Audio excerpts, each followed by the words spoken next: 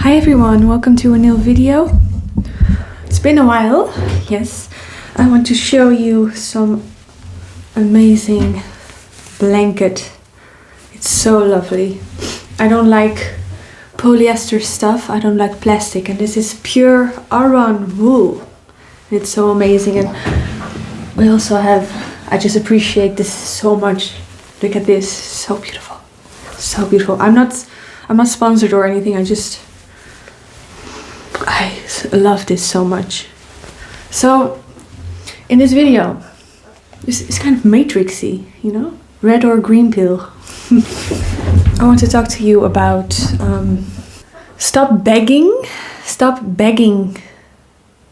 your reality to give you what you want. Stop begging and start receiving and allowing in, because esoterically speaking, the thing you want is already there. You just block it off, you just refuse to see it, hear it, and receive it. This manifests in multiple ways. I've been the one on the other side of that. Let's say I want to give you unconditional love, but you're a person who has this internal blockage that you don't deserve unconditional love. You don't deserve gifts just for the sake of it. So what's happening? Let's say I give from my heart something to you out of unconditional love, and you can't receive it. What's happening? Your perception in that mode will tell you, she's giving me this thing in order to make me owe her something. So she's manipulative, she's vindictive. This is not the case. So some people have this whole wall up, this blockage, in which they can't receive what's already theirs, it's already available for you, but they just push it away. This is how you also push people who really, really love you away, who really want to give everything of themselves to you away, because you don't trust that a person can be so unconditionally loving that they just want to give from their heart without expecting anything in return. So this is a higher level of awareness that you can embody, giving without needing something in return. Right? So to someone who can't receive and allow love to come in, you will repel any partner. You will repel money because you feel unworthy, undeserving, or you have identified with parts of yourself that shouldn't be allowed to exist. So you refuse, and this is called shadow work. So in your shadow are all your repressed parts that you don't accept. All your repressed qualities. For example, men and women both have these. You don't want to appear weak, so you're afraid of showing neediness or weakness. This manifests, because everything is a mirror, this manifests in you being weak. Because when you have this strong exterior, and you are weak inside because you repress this part of you, you will need a lot of your conscious energy to repress those parts of yourself instead of letting them go. What happens is that you want to, for example, you have a boyfriend and you don't want to appear needy to him, or a husband, you don't want to appear clingy or needy to him. What you will do is you will repress that needy part of you, and you at first you go all in and you give from your heart. You give him affection, love, but then the mind starts talking, you shouldn't appear too clingy or needy. Then you start to withdraw. And your partner feels that, and then you get these type of strange relationships which go into hot and cold. Hot, cold, just because you don't allow yourself to be needy or clingy. So this repressed part of you, just tell yourself, it's okay if I'm needy or clingy. It's okay. If it comes from a place of wholeness and you just want to give affection out of your overflow, then it's fine. But if it's neediness, I need you to complete me, that feels way differently. Another important part I want to add to that is when you are afraid of appearing weak because of some programming, you become hyper independent. You think you have to carry the whole world on your shoulders and you are so hyper independent that you cannot receive any support, because any support will make you feel weak. This results in shoulder issues, shoulder pain, and back problems. It's manifested somatically in the body. And I've seen this in real life. Many people with back and shoulder problems carry the world on their shoulders because they are so afraid of appearing weak to the outer external reality that they think they need to control everything and they need to carry the burden on their shoulders. The freedom comes in this. If you accept yourself and love yourself and you are allowed to be weak, okay, I'm weak, I need support, who cares? Who cares? I'm so lovable, who cares? And people will love to support you. People love to help people. It's in their nature. And it will make them feel good. It's a win-win. So needing support is not weakness. What's true weakness, because the ego, mind identity, flips everything around. What's true weakness is you repressing that part and you creating back problems and you creating chronic stress and you overeating and then you creating diabetes or something else, or you creating all kind of stress related problems, losing your fertility, whatever, and then ending up in a hospital. That is true weakness. So it's reversed, and this pattern needs to be in the light now because we're ready to transcend these things. If you allow yourself to be cared for and supported in your feminine energy, then you can rest. And then you summon your true energy again, and then you open yourself up to be creative, and then you can do all the things even better. Because now you're supported by the divine, by your own divinity. The other part, being afraid to appear weak, is egoic and it's taking away. It's egoic, it's taking away from your life. So it's time we reverse this whole pattern. That's what I wanted to add about the weakness part. You don't have to do this alone. In fact, we're not meant to do this alone because we are in a giant cooperation or a giant symbiosis with each other, where we all hold a piece of the puzzle. We're all a giant cosmic puzzle. And every single divine fractal is a puzzle piece that fits perfectly. So it's okay to be interdependent on each other, because in the long run we can make it, we can do things, we can be independent, but do we want to be? Because in my experience, life is more fun when you can share it with your loved ones. So we have to become aware of our shadow part. And I noticed that also in esoteric law, the esoteric truth is that everything is already manifest and time is an illusion. So the thing you want, affection from someone, love from someone, support from someone, it's already there. People love to give. It's actually a need to give. And that sounds strange, but when you are giving, you are actually proving you have things. So giving is the proof of having in manifestation, in law. So if you become a giver, a person who gives, the universe pings, yes, your mirror reality pings, oh, she's giving, he's giving, that means he has, she has. So the universe will give you more to have. This is how the law works. Alternatively, if you withhold, if you hoard your energy, you don't give because you're afraid you'll lose it, the universe pings the mirror, it says, oh, you don't have that love, you don't have that money, you don't have that support system. Let's give you more of that. It's a mirror.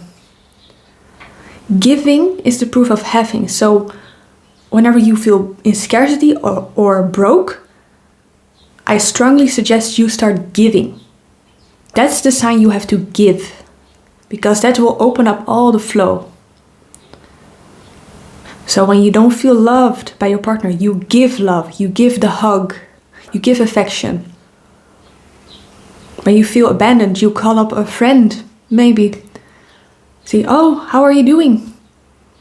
You give. You give to yourself by giving to another. And then you receive. So give, receive. You give to yourself first because you know yourself. You are whole and complete. Then you give towards the outer mirror, a friend, a stranger. You can help a stranger out. I help strangers out on the street all the time. I make a random conversation. And they appreciate that. And then I receive help in return from unexpected places, everywhere, always. And I'm so supported by people and the universe because I love giving. And I love giving support. But sometimes there are people that just don't think they deserve that.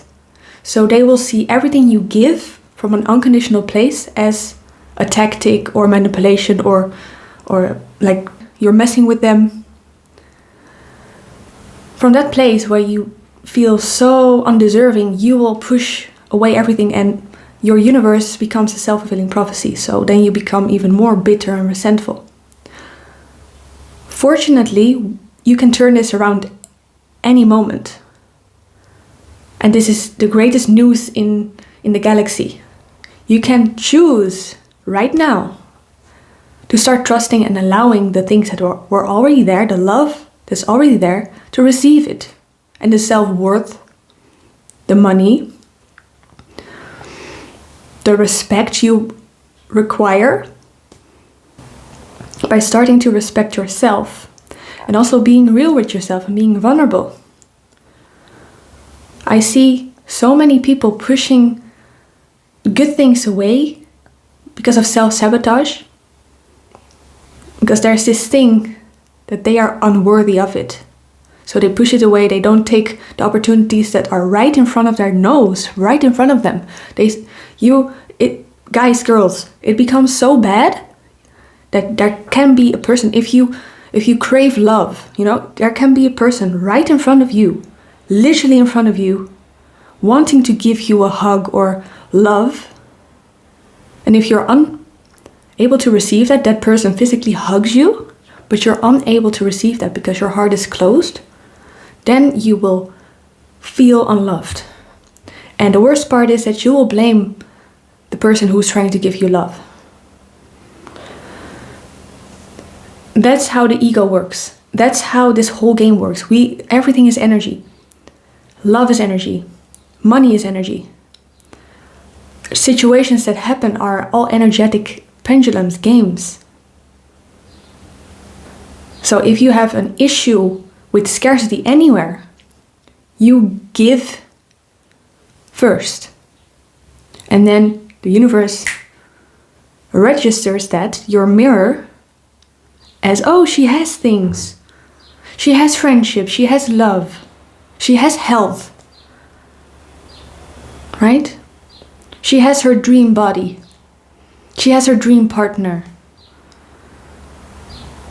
She gives from her overflow. That's why she can help others. That's why he can provide for his family. The amazing part is when, especially for men, when they start providing for the ones they love, a gate opens up. So an overflow opens up. So they actually receive more and more. That's why you may notice that if people go into a partnership together, or a union, partnership, marriage, they increase their wealth very quickly. Because through the giving to each other, that actually compounds and creates a vortex of more abundance. That's why you have power couples. That's where the term comes from, the power couples. So stop begging for something that's already yours. It was already coming. And it's so funny because when you, what your mind tells you to do is just, oh, take it. Take it. The universe, the source, whatever, life was already bringing the thing to you in the form of other people, support. But when you become greedy like that, it's like, ooh, all right. There's no appreciation. There's no gratitude. You're just clinging, and it's never enough. Oh, it's not enough. It's not enough. That energy is not attractive to the universe and to your partner and to money. So when you complain to anyone, to your partner, to the universe, to your business or your job or whatever, that things are not enough, then you're in violation of the law of the mirror. You say, no, I don't have enough, I don't have it, I don't have enough, I don't have it, so I have to take. These are the people that can only take. If instead you learn to alchemize this and learn to, okay, it's already coming. This is why all the goals are already complete, all your desires are already manifest, all the things are already coming. Your life is already divinely orchestrated and laid out. That's why you can gently, with an open heart, receive and be grateful. Thank you. And also when you don't have it, you know you don't need it. You don't need it. It's not manifest because you don't need it at this moment. But once you need it, it will be coming to you. That's what it's like to live in surrender. So it comes to you effortlessly because it's meant to be with you. Then you openly receive it with peace and love in your heart. You say, wow, thank you, universe. Thank you, divinity. Thank you, God. Thank you, source. Thank you, galaxy. Thank you, me. Thank you, higher self. Thank you, human. And then the universe or whatever will give you more and more and more because it feels appreciated, heard, seen. What do you want in a relationship? You want to feel appreciated, heard, seen. That's the same with the universe. It's a relationship.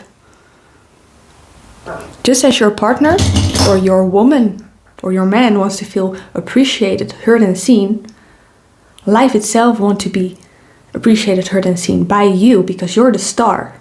You're the literal star here of the movie. So may this be a lesson to whoever is stuck in scarcity. Giving is receiving. Whenever you feel in lack, know that that will perpetuate. If you instead give and surrender and open your heart again, that people, there are so many loving people in the world. Everyone wants to help. That's our natural self-expression. The distortions that make us feel unworthy, not good enough, undeserving is what pushes the things away, what pushes the people away. You don't want to hang out with a friend who's constantly complaining or doesn't appreciate you or only wants to take from you. So you don't want to be that for the universe as well, for your life, because everything is energy.